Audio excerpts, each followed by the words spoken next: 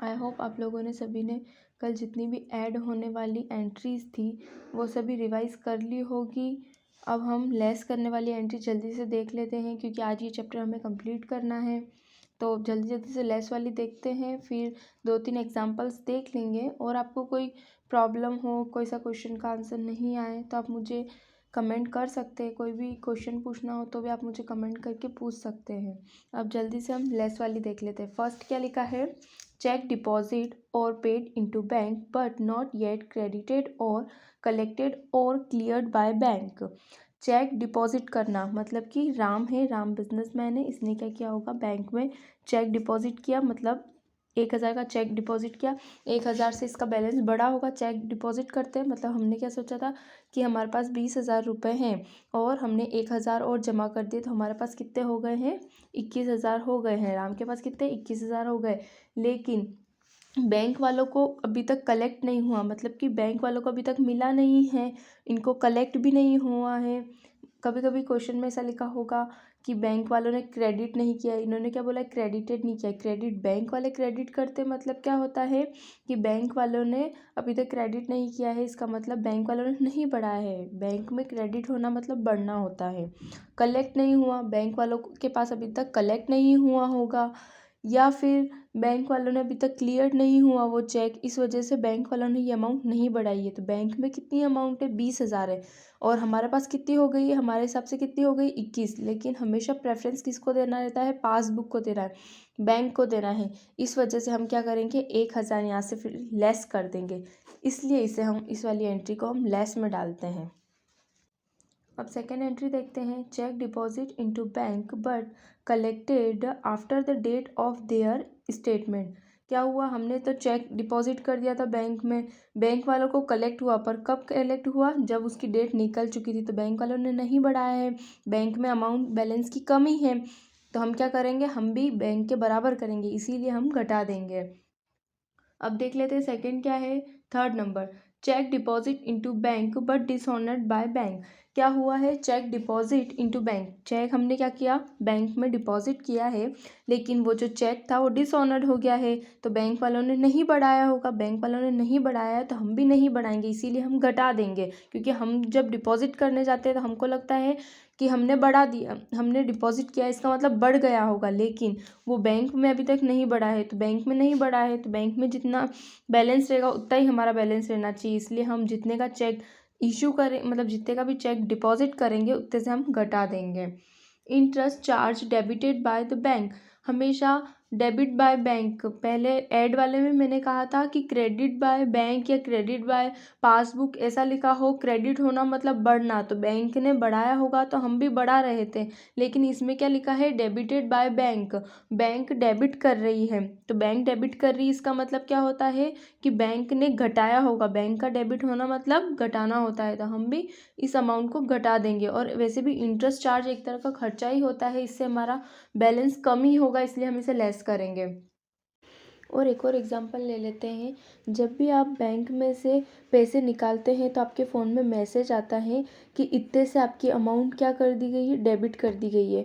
और अगर आपके बैंक में से आप पैसा जमा करते हैं तब उतने से क्या करते हैं, वो क्रेडिट कर देते हैं। अब तो आप समझ ही गए होंगे कि बैंक का क्रेडिट करना मतलब बढ़ाना होता है और बैंक का डेबिट करना घटाना होता है।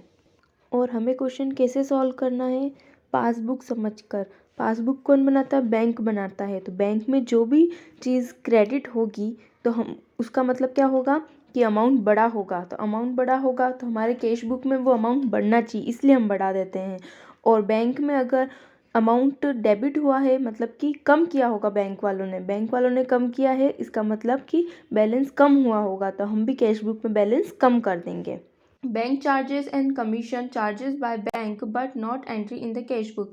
बैंक चार्जेस, बैंक ने कोई चार्जेस लगाए, वही खर्चा हो गया, बैंक ने कुछ घटाया होगा, कमीशन चार्ज किया होगा तो बैंक ने घटाया होगा, पर यह एंट्री हमने कैश बुक में नहीं करी। मतलब अपने बिजनेसमैन को नहीं पता थी जो कैश बुक बनाता है कि बैंक ने ये वाले चार्जेस लिए हैं, तो उसने उतने से अपना बैलेंस कम नहीं किया होगा, तो उसे बैंक के बैलेंस के बराबर लाने के लिए उतनी अमाउंट से उसको कम करना पड़ेगा।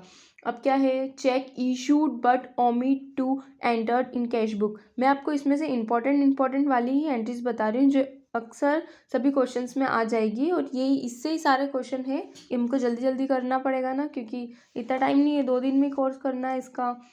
ठीक है। Cheque issued but omit to entry in the cash book. Cheque issue किया है, हमने किसी को देने के लिए इशू करना, मैंने बोला था इशू करना मतलब कि हमने कहीं चेक दिया होगा, हमारा बैलेंस कम किया होगा हमने, लेकिन क्या हुआ था कि ओमिट कर दिया। चेक हमने इशू किया, बैंक वालों को भी मिल गया चेक, उन्होंने इतनी बैलेंस कम भी कर दिया, लेकिन हम ही भूल गए थे कि हमने इतने का इशू किया था। तो बैंक वालों ने इशू किया तो हमारा बैंक बैलेंस कम हुआ होगा और हमें ये बात भूल गए थे, हमने कम नहीं किया, तो हमें क्या करना पड़ेगा, कम करना पड़ेगा। Drawing made by partner not entry in the cash book. Drawing करना, पार्टनर ने है ना ड्राइंग की होगी, मतलब कि कुछ डिपॉजिट, कुछ पैसा निकाला होगा बैंक में से, तो बैंक में से निकाला पर हमने ये वाली एंट्री कैश बुक में नहीं की है, तो बैंक में से निकाला होगा तो बैंक का बैलेंस कम हुआ होगा, तो हमें भी अपना बैलेंस कम करना पड़ेगा। इस वजह से इसे भी हम लेस में डालेंगे। ये इंपॉर्टेंट वाली थी, ये सभी मैंने आपको समझा दी है। चलिए, बैंक रिकन्सिलिएशन स्टेटमेंट लिख देना है ऑफ करके।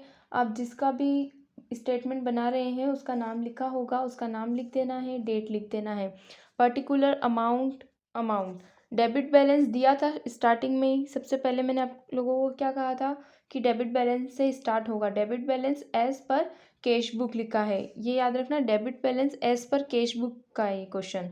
ठीक है, कितना दिया था 790, ये हमने लिख दिया है। अब पढ़ना स्टार्ट करते हैं एंट्रीज। चेक पेड, क्या करा हमने, चेक पेड किया, बैंक में हमने चेक पेड किया, मतलब कि हमारा बैलेंस बड़ा होगा। ठीक है, but not yet credited by bank, पर बैंक वालों ने अभी तक क्रेडिट नहीं किया है। हमने तो क्या किया था, पेड किया था, हमने क्या कर लिया होगा, अमाउंट बढ़ा दी होगी, लेकिन बैंक वालों ने क्रेडिट नहीं किया है, बैंक वालों ने अभी तक क्रेडिट नहीं किया, मतलब कि बढ़ाया नहीं है, बैंक वालों ने नहीं बढ़ाया है, तो हम कैसे बढ़ा सकते हैं, इसीलिए हम क्या करेंगे, इसको घटा देंगे।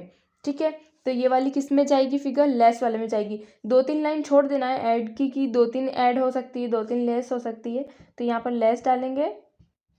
उसमें सबसे पहले क्या लिखेंगे, हम लिखेंगे cheque paid in but yet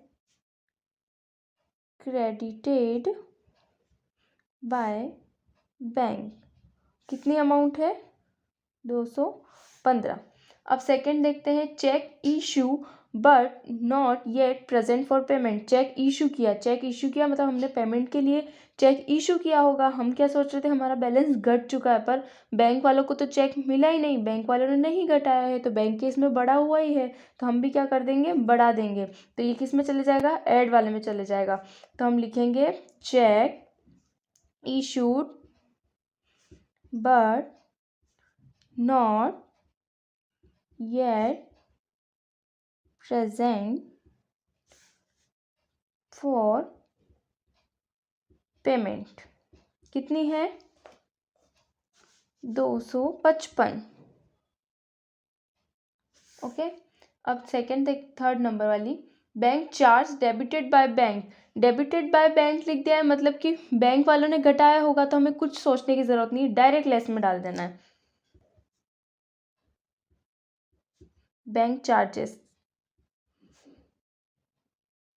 debited by bank कितने से है, 5 रुपीज़। अब interest charge by bank but not entry in cash book. Bank वालों ने क्या किया है, इंटरेस्ट चार्ज किया है, बैंक वालों ने इंटरेस्ट चार्ज किया, एक तो इंटरेस्ट चार्ज किया है, मतलब कि कुछ हमारा खर्चा ही हुआ है एक तरह से, बैंक वालों ने उसमें उनका जो भी खर्चा हुआ होगा वो हमारे बैलेंस में से ही कम किया होगा। एक तो बैलेंस भी कम हुआ, पर ये बात हमें पता नहीं थी, तो हम लोगों ने कम नहीं किया है, तो बैंक का बैलेंस कम होगा, तो हम भी क्या करेंगे, इसको कम करेंगे, इसीलिए हम इसको क्या कर देंगे, घटा देंगे। इंटरेस्ट चार्ज्ड बाय बैंक कितना है, 10। आप लोगों को पूरी लाइन लिखनी है, अभी टाइम कम था इसलिए मैं आपको शॉर्ट में ही लिख के बता रही हूँ। सबसे last, amount collected by bank as dividend not entry in the cash book. Amount क्या थी, डिविडेंड की, बैंक वालों को डायरेक्ट कलेक्ट हुई है, मतलब बैंक में हमारा बैलेंस बढ़ा होगा, पर हमने कैश बुक में इसकी रिकॉर्ड नहीं किया है। क्यों नहीं रिकॉर्ड किया? क्योंकि हमें पता ही नहीं था कि डिविडेंड वहाँ पर कलेक्ट हो चुका है, तो इन्होंने बढ़ाया होगा, तो हम भी क्या करेंगे, बढ़ाएंगे, इसीलिए हम ऐड कर देंगे।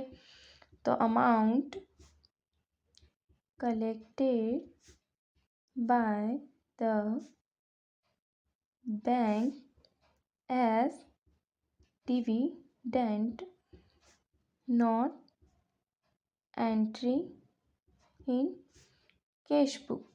कैश बुक में इसकी एंट्री नहीं है। कितने से? 150 से। अब इनका फटाफट से हम क्या कर दे, टोटल लगा लेते हैं। इधर का भी टोटल लगा लेंगे।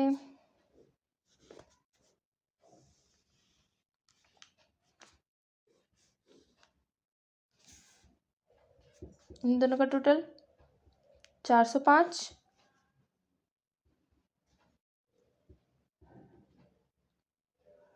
1195। अब इस अमाउंट का टोटल लगाएंगे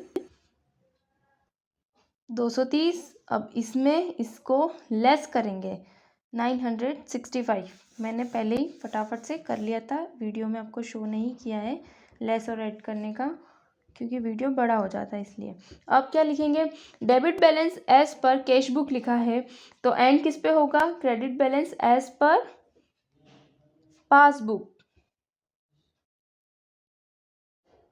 इस टाइप का फॉर्मेट बना के आपको पूरा क्वेश्चन सॉल्व करना है। इस चैप्टर को समझने के लिए आपको सबसे पहले ये समझ आना बहुत ज़रूरी है। तो ये समझ आ गया तो आपको सारे क्वेश्चन सॉल्व हो जाएंगे। Debit balance as per cash book से हम स्टार्ट करते हैं। जैसा कि हमने वो वाला एग्जांपल किया था, उसमें हमने debit balance as per cash book से स्टार्ट किया था। तो कैसे हो रहा था, वो नॉर्मल क्वेश्चन होगा। जो चीज़ हमने ऐड करी थी उसे ऐड ही करेंगे और जो लेस करी थी वो लेस ही होगी। लेकिन अगर credit balance as per cash book से स्टार्ट होता है क्वेश्चन, वो क्वेश्चन के ऊपर लिखा रहता है जैसे उसमें लिखा था, तो अपोजिट हो जाएगा। जो हमने ऐड किया है वो लेस में चले जाएगा और जो लेस किया है वो ऐड में चले जाएगा। ये किस में होगा, कैश बुक में होगा। और debit balance as per passbook लिखा है अगर क्वेश्चन के स्टार्टिंग में, तो अपोजिट होगा। जो चीज़ हमने ऐड करी है वो लेस हो जाएगी और जो लेस करी है वो ऐड हो जाएगी। जैसे कि credit balance as per cash book और debit balance as per passbook, ये दोनों में अपोजिट चलता है। और debit balance as per cash book और credit balance as per passbook, ये दोनों सेम चलता है। जैसे नॉर्मल क्वेश्चन हम करते जिसमें हम ऐड जो कर रहे थे, इसमें जैसे credit balance as per passbook लिखा है, तो जो हम ऐड कर रहे थे वो ऐड ही होगा और जो लेस कर रहे थे वो लेस ही होगा। लेकिन debit balance as per passbook लिखा है तो हम अपोजिट करेंगे, जो ऐड कर रहे थे उसको लेस करेंगे और जो लेस कर रहे थे उसको ऐड करेंगे। इन चारों को और अच्छे से समझने के लिए एक एग्जाम्पल है जो भी आपकी स्क्रीन पर आएगा, तो उससे आप अच्छे से समझ जाएंगे चारों पॉइंट्स। देखिए, इस क्वेश्चन में कैश बुक का डेबिट बैलेंस दिया है और पासबुक का क्रेडिट बैलेंस दिया है, मतलब कि दोनों सेम नॉर्मल क्वेश्चन ही होंगे।